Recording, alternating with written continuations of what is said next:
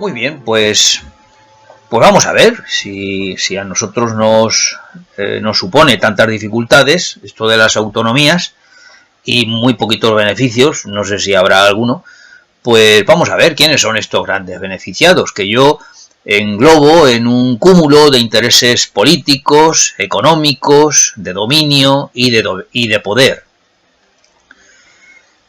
Bien, pues son evidentes las diferencias, desigualdades y agravios con las que lidian los ciudadanos comunes, los ciudadanos sencillos, ciudadanos sin grandes pretensiones, más que las de sobrevivir tranquilamente, disfrutando como pueden de su día a día. A veces se sienten incluso ajenos o ignorantes a esos ciertos perjuicios derivados del régimen autonómico. Bien, pues entonces si la gran masa de población española no resulta beneficiada por este régimen que promueve desigualdades, ¿por qué fue votado por la mayoría? Y por otra parte, ¿a quién le interesa este régimen? Bien, pues yo pienso que en realidad, por aquel 1978, los ciudadanos fuimos inducidos a votar un régimen autonómico, no inducidos a votar un régimen autonómico, sino un amplio conjunto de medidas que configuraban la Constitución. Bueno, en mi caso fue el primer referéndum al que asistí para votar. Yo voté afirmativamente a la Constitución. Tenía pues 19 años recién cumplidos. En aquel entonces, pues o se votaba a favor de todo el texto o se votaba en contra de todo él. Vamos, un todo o nada. Además, se trataba de refrendar de alguna manera el tránsito del régimen franquista a uno democrático en el que una nueva constitución pues, suponía el principio sobre el que se iba a sustentar. Por aquel entonces, la inmensa mayoría no terminamos de calibrar la importancia y trascendencia de este régimen que nos ha sumido en una espiral de autonomismo difícil, si no imposible, de frenar. Por otra parte, el común de los ciudadanos se adapta a los cambios políticos que les imponen, siendo arrastrados a veces hasta límites irracionales o incluso violentos. Es posible también que al plantearse este régimen autonómico se viera como una forma de atenuar las fricciones con determinadas ideologías de tipo nacionalista, secundadas en aquel momento por minorías más o menos belicosas. Ya padecíamos en aquel momento la incidencia del terrorismo etarra, que luego después fue mucho más duro, a pesar de que ellos se anunciaban digamos, luchadores contra el régimen franquista, contra la dictadura franquista. Pues resulta que la gran mayoría de asesinatos que cometieron, pues fueron a raíz de votar la Constitución.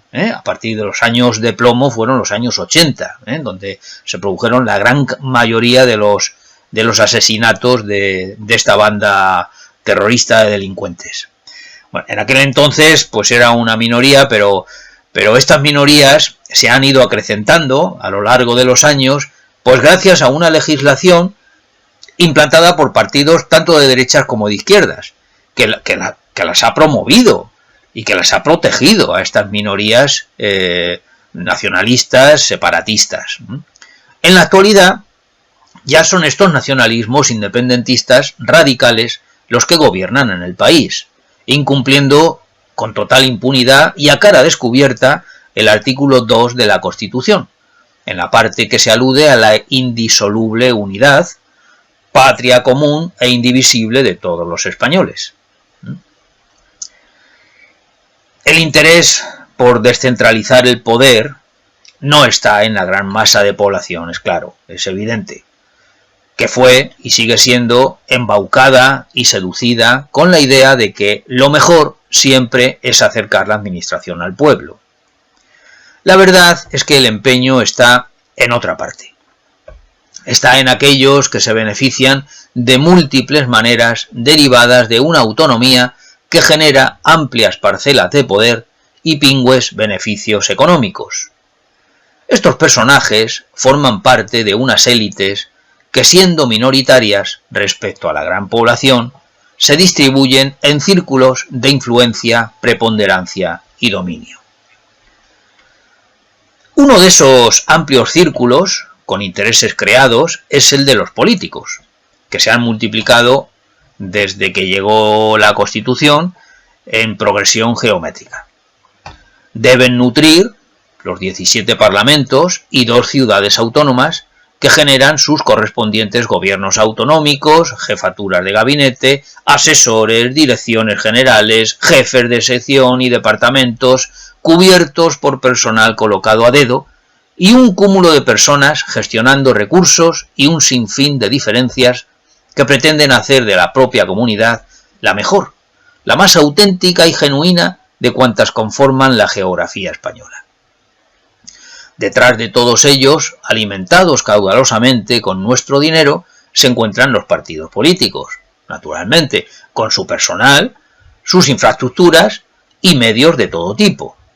Unos partidos cuya afiliación es tan insignificante que se diría que solo pertenecen a ellos los que pueden sacar tajada. Los políticos en nuestro país gozan de unos privilegios como en ningún otro. Pensiones vitalicias, pasarelas entre la actividad política y los consejos de administración de las empresas públicas, aforamientos. Toquemos este tema de los aforados, que son prácticamente inexistentes en otros países. A ver, hago un paréntesis. Esta información es pública. Yo la he conseguido sin ningún esfuerzo. Por supuesto, están en internet, están en páginas oficiales de las distintas instituciones de los diferentes países. O sea que no me invento nada. Bien, pues en Francia solo está aforado el presidente de la República y los miembros del gobierno. En Portugal e Italia, países muy próximos también a nosotros, tan solo el presidente de la República está aforado. En Estados Unidos, Alemania o Reino Unido no hay aforados. Bueno, ¿cuántos hay en España? Amigos, 250.000 aforados. ¿Vosotros creéis que van a estar estos en contra del régimen autonómico que les ha proporcionado privilegios tan suculentos? Pero estas élites políticas, convertidas en las nuevas oligarquías, no son las únicas beneficiadas del empoderamiento autonómico. Alrededor de estos gobiernos regionales pululan como satélites multitud de asociaciones, entidades y chiringuitos de toda clase y condición que se nutren de cuantiosas subvenciones salidas de las arcas públicas. A su vez, estas entidades ponen a sus representantes en los distintos órganos de representación social.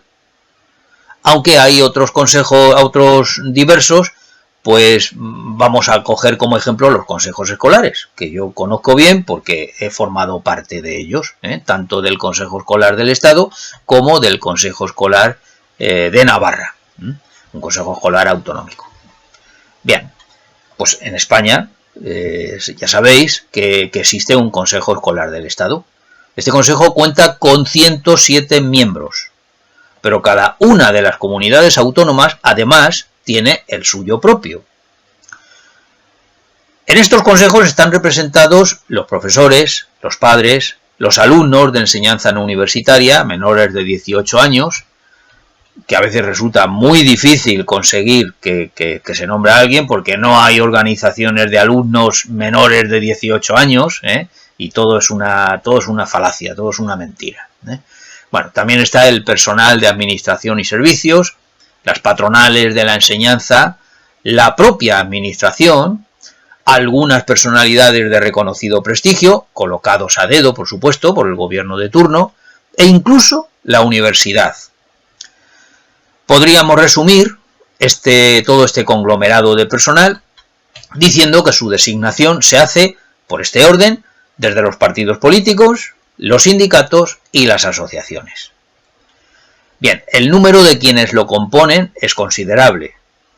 sin contar a los del Consejo Escolar del Estado, unas 955 personas son consejeros escolares autonómicos. 955. Citaré solo algunas autonomías, a modo de ejemplo. Pues en Aragón lo forman 60 personas, en Andalucía 73, en Asturias 44, en Baleares 53, en Cantabria 44, en Castilla-La Mancha 52 y en Madrid 62, en Navarra, que es la comunidad en la que yo pertenezco, 34. Ya veis que tampoco hay una proporción directa entre el número de habitantes de una comunidad autónoma y los representantes, el número de representantes en el Consejo Escolar, o el número de provincias que componen la comunidad autónoma con el número de representantes. Es decir, no hay una proporción válida en el sentido de habitantes o en el sentido de provincias que componen la comunidad autónoma. No sé, lo consideran de esta manera. Realmente, como todo es una mentira, pues da lo mismo, pero fijaros, en Andalucía hay 73 representantes, en Aragón hay 60, pero es que en Cantabria, que es una provincia solo, hay 44, pero es que en Madrid, que sí, es una comunidad grande, muchos habitantes, es una sola provincia también, y hay 62 miembros. Bueno, pues a todos estos, además, todavía podríamos sumar los consejos escolares territoriales, que, es decir, de regiones, de comarcas, pueden montar su propio consejo escolar, e incluso los municipales, puede haber un consejo escolar en cada municipio. Bien. Ciertamente no son puestos retribuidos el de los consejeros escolares, salvo el de presidente, vicepresidente y secretario. Pero todos se nutren económicamente a través de cuantiosas dietas. O sea, las reuniones se pagan sustancialmente, con dietas, algunas sin necesidad de ser justificadas. Es decir, que es como un salario, pero por reunión. Un pago de retribuciones, pero por reunión, que le dan la forma de dietas. Puedo asegurar que supone unos ingresos considerables. Yo cobré dietas del Consejo Escolar del Estado, pero no cobré dietas del Consejo Escolar de Navarra, porque como estaba en sus inicios, todavía no lo habían establecido, y entonces no se pagaban dietas. Al salir yo del Consejo Escolar de Navarra, empezaron a pagar dietas. Bueno, por supuesto, cada consejo escolar requiere, para funcionar, aparte de estos consejeros, pues de personal asalariado, de una infraestructura, con los correspondientes gastos de consumos diversos. Luz, agua, pues fotocopias, en fin, papelería, en fin, ordenadores, conexiones a internet, en fin. Todo esto sale de nuestros bolsillos. Determinadas élites empresariales, pasamos a otros beneficiados, pues también se han visto hechizadas por esta perversa inclinación a los regionalismos, viendo en ello pues una oportunidad de negocio y de beneficios económicos.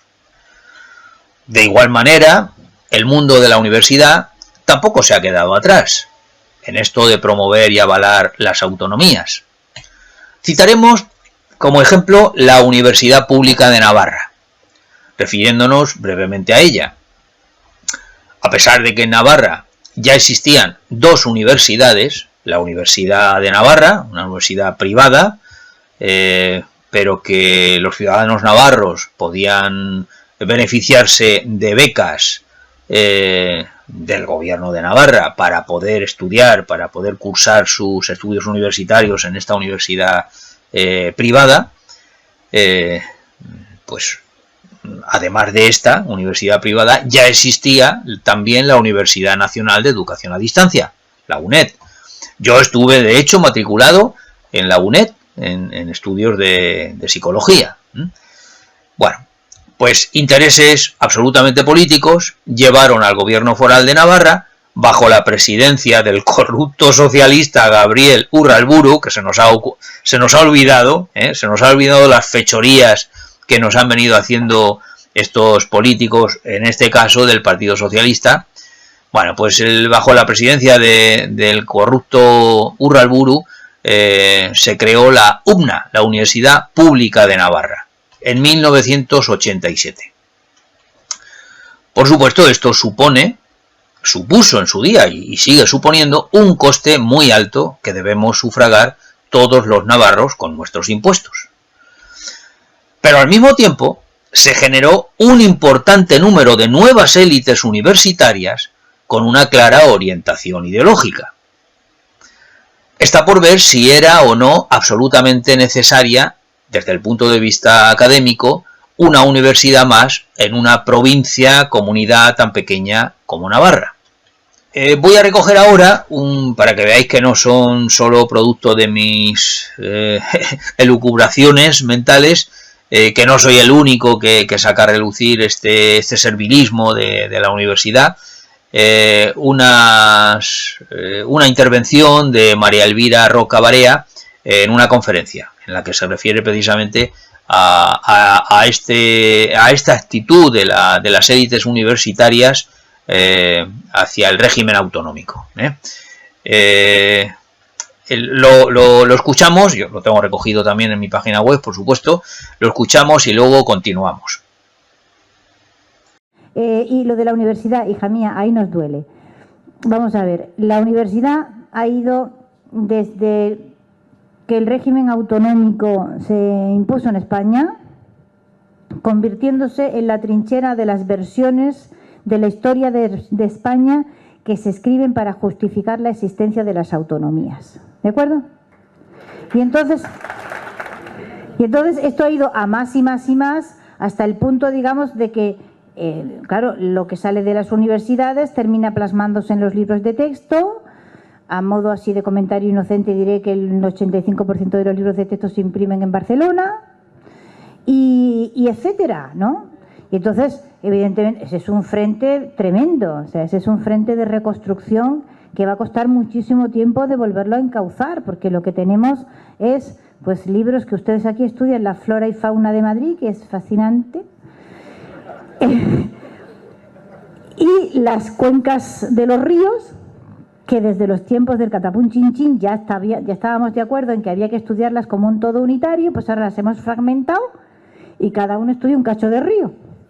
Y nadie estudia el río completo. Quiero decir, vamos a ver, que esto es un disparate total y que este disparate total está argumentado pues porque cada autonomía gestiona una cantidad enorme de dineros y cada uno se ha atrincherado en ellas dispuesto a disfrutar de su pequeño taifa a como dé lugar y entonces, o sea, es un problema muy serio. No el de Cataluña, sino el de la estructura territorial, que es muy grave. Y como todo el mundo que busca una justificación política tiene el mal gusto de ir a la historia a buscarla, pues ha habido que ir reconstruyendo. O sea, yo hablo de mi territorio, ¿no? Y a nosotros pues se nos ha llenado Andalucía de lunas moras subvencionadas de repente y salen de las universidades unos textos que dan pánico porque parece que nunca nos invadieron los moros, sino que lo que nos invadieron fueron los españoles, bendito sea Dios. ¿Y por qué? Pues porque ese es nuestro hecho diferencial. O sea, nuestro hecho diferencial es al andaluz. Luego tenemos que construir un al-andalus mitificado, ¿entiendes? Esto era maravilloso, todo eran chorrillos de agua, ¿entiendes? Y una cosa estúpida, y jardines, y estábamos todos viviendo en Alhambra. Hasta que llegaron esos bárbaros castellanos, ¿comprendes? Y se acabó la diversión. ¿Qué vamos a hacer? En fin, esto hay que echarle sentido del humor, porque como no nos riamos, sucumbimos a la desesperación. Y eso, amiga mía, no. La desesperación es mala consejera. Bueno, pues ya veis que no es algo que pase totalmente desapercibido, ¿eh? La incidencia que tienen estas élites universitarias, algunas de ellas muy nuevas, en la promoción y en el impulso del autonomismo, yo incluso diría del separatismo entre unas regiones españolas y otras, ¿no? Vamos a retomar el hilo. Me voy a referir a un caso concreto para que veáis que los personajes tienen nombres y apellidos. Hay un personaje público vinculado a la Universidad Pública de Navarra que es sobradamente conocido, ¿no? Y que por eso me quiero referir a él. Se trata de Ana Ollo Ualde, que es actual vicepresidenta del Gobierno de Navarra y consejera de Memoria y Convivencia, Acción Exterior y Euskera.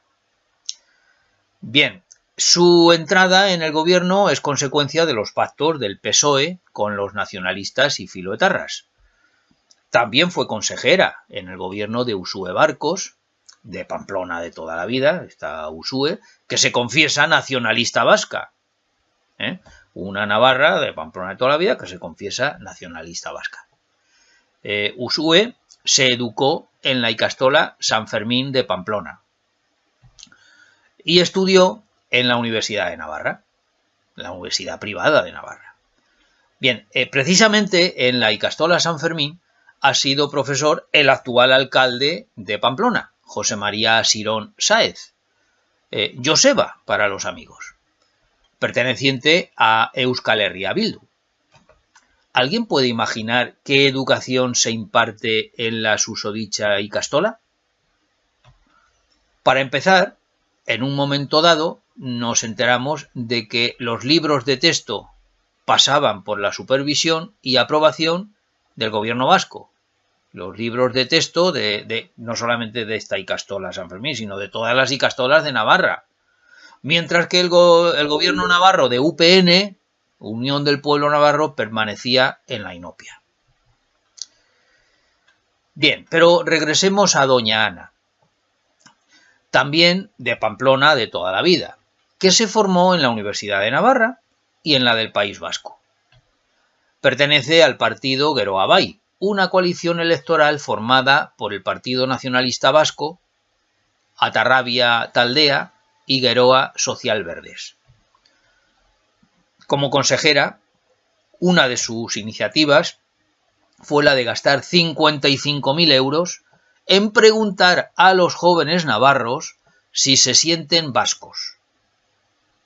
Una encuesta muy importante, para conseguir una información tremendamente importante. Porque claro, si los jóvenes navarros no se sienten vascos, pues habrá que trabajar todavía mejor para que terminen sintiéndose vascos.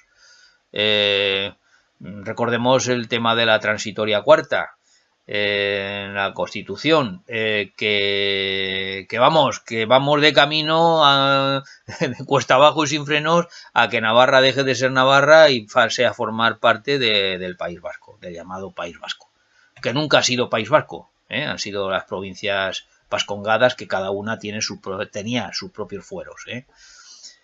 Bueno, esta buena Ana creó el primer gabinete de prensa en la UMNA, en la Universidad Pública. El primer gabinete de prensa que se formó en la Universidad Pública de Navarra, la que creó el susodicho Gabriel Urralburu, pues lo formó esta, Ana Ollo, y dirigió el servicio de comunicación de la universidad.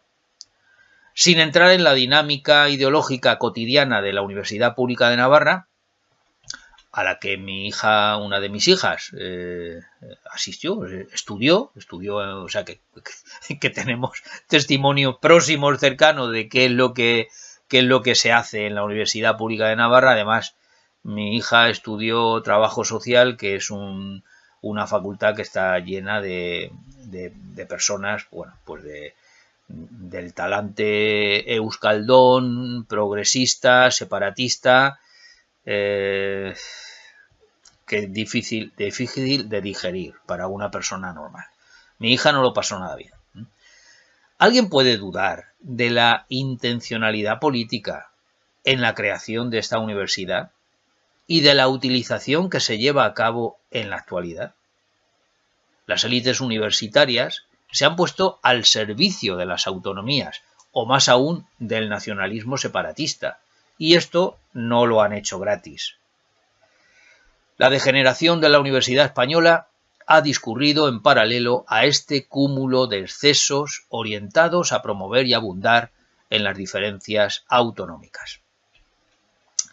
Bien, todo ello y mucho más, que no saco aquí a relucir, aderezado, ilustrado, enaltecido, inducido y adoctrinado por un desproporcionado conglomerado mediático. No era suficiente con la prensa local o regional y las emisoras de radio públicas y privadas, todas ellas fuertemente subvencionadas, todos estos medios, para construir relatos resaltando, incluso exaltando las diferencias regionales. No era suficiente con lo que había. Era necesario extender múltiples tentáculos que no dejaran lugar a la duda entre los sufridos ciudadanos. Por eso surgieron las televisiones autonómicas, también costeadas con nuestro dinero, que han proliferado como setas. Bueno, hay comunidades en las que es incontable el número de cadenas de televisión, y bueno, todas ellas, muchos tenemos referencias de las cadenas de la TV3 de Cataluña, de la TV3, perdón, de Cataluña, pero lo mismo ocurre en el País Vasco con la Euskal Telebista. Bueno, yo la conozco también dentro porque en alguna ocasión me invitaron a participar en algún debate o en alguna entrevista, y bueno, yo iba ahí como el reo sometido a interrogación, cuando era presidente de la Federación de Navarra o incluso presidente nacional de CONCAPA. La excusa para que surgieran todas estas televisiones, pues una vez más, es la de ofrecer la información más próxima a los ciudadanos. Ciertamente a todos nos interesa estar al tanto de lo que ocurre en nuestro entorno más próximo. Ahora bien, las televisiones y en general los medios de comunicación deberían ser veraces y no estar sometidos a quienes administran el poder. Es que ahora mismo todos estos medios están al servicio de los gobiernos de turno, de los 17 gobiernos de turno. Todos ellos son utilizados como altavoces de propaganda política y de manipulación al servicio de los gobiernos. Nuevas élites, las de estos medios de comunicación, que no van a ceder un ápice defendiendo lo que nos une. Antes bien, harán todo lo posible por avanzar hacia la ruptura. Miremos, si no, hacia Cataluña, que ya lo tiene bastante adelantado. De tal forma, todas estas élites se han venido situando en un rango social que flota sobre nuestras vidas. Siempre han existido personajes que han trabajado en favor de sus propios intereses y al cuidado de no perder parcelas de dominio y fuentes de ingresos económicos. Pero nunca, como en la actualidad, han proliferado de tal manera estas élites locales y regionales, ávidas de poder e influencia y destructoras de todo lo que nos une en nuestra identidad española.